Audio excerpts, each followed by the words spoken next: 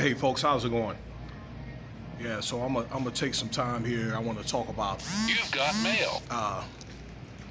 this divorce here from Trichina Arnold. Let me walk away from people because I don't like people hearing what I'm saying. I'm probably gonna walk in the bathroom here. I'm not gonna do anything while I'm in here. So yeah, just how getting out and about, getting my car washed or whatever. So all the videos that I do is not always in my car. But anyway, I want to talk about that divorce here with Rico. I think his name is Rico Hines. That he played ball back in the day for UCLA, and he's like a coach, like an assistant coach for at one time for the Sacramento Kings, and then I think he coached in the D League. If you guys are familiar with the NBA D League, like some type of strength conditioner or something to that effect. All right, has some type of role. You've got mail. I'm not sure what the D League team is, but I think it's somewhere out there, like in California or Nevada, okay, or Oregon. I'm probably about maybe 90% sure it's in California, but anyway, because naturally that's where she's acting and all that. So she's been Trichina Arnold has been very active in her acting. She's been fairly consistent in small roles throughout the years, but you know her as like Martin's neighbor and all that. So I used to find that very amusing back in the day to watch Martin and see those guys kind of, I don't know, squabble a little bit. I think that's one of the things that kept the show turning or whatever, okay? And she's a great actress, so really, I think she's really a really great person. I always thought that she was wonderful in character, okay? Has a lot of it. But I guess pertaining to this divorce, so they were married like in 2012, okay? And these movements are happening in a very timely manner, okay? So they was married in 2012, around the middle of the year, and he was caught with some type of sex tape in 2016, okay? 3.5 years after the divorce, okay? So again, this is something that happened mechanical where she had divorced back then, but maybe she pulled it because maybe she didn't get, I'm thinking because she didn't get what she wanted, okay? And maybe it's one of the things is just, more of the best interest to stay married. And I don't, see anything wrong with that. So fast forward that 5 years later, this came out about maybe 2 weeks to a month ago, where that she's filing for a divorce for irreconcilable differences, okay? Basically in so many words that she doesn't want to be married anymore. And a lot of that, okay, applies to the woman, what that term is, okay? So, the women in here in the Western world, they got it like that, okay? The courts are going to support it. All right, can't you see these days more of the woman wants a divorce? It's usually the man wants a divorce, but probably since, over the last 1.5 years or whatever, okay? And to come to find out, probably 9 times out of 10, nothing comes out of it, all right? It's just a reason probably like why many of the women in situations like that, not all, but many, okay, just gives them the reason to do whatever they want to do, okay? And 2 wrongs don't make a right. So, looks like this divorce is probably going to push forward, and they'll probably be divorced next year before this 10 years are up. So you see how this is working, okay? And she makes more money than he does, okay?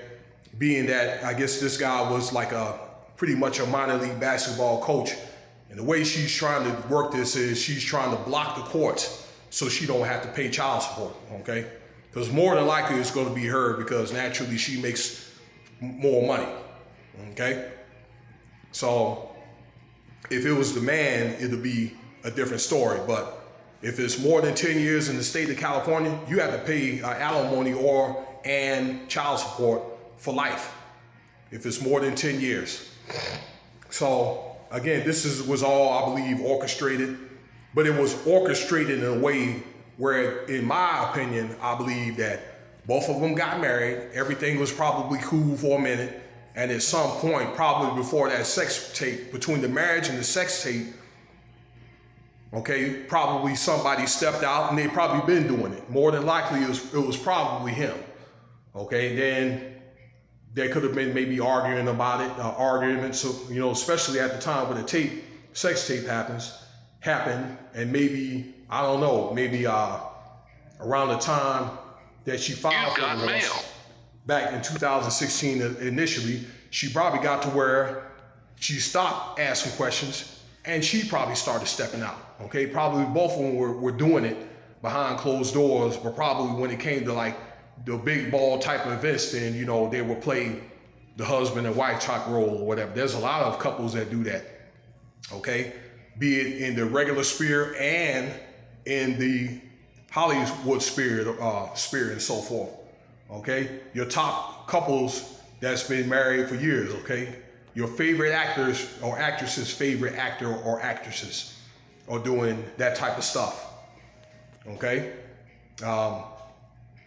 And some men and women, okay, are married and they act like single women or single men or whatever, men and women, all right? Where I guess they want to probably have the best of both worlds. Some it's a combination or whatever. They probably have a wife or husband or spouse, have a significant other, and be able to, you know, to go out and party and do all that type of stuff or whatever. Some are conservative. Some, you know, they go all out, okay, or radical, okay, and go overboard with it, okay?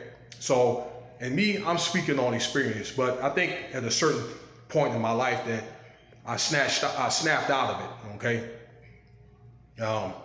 Me, I'm not gonna find myself my age, like 50 years old, trying to see, you know, I don't see if I still got it. I don't need to do that. I have other things that I have to do with my time, you know, as far as especially with my craft and my family, because I do have goals or whatever, okay?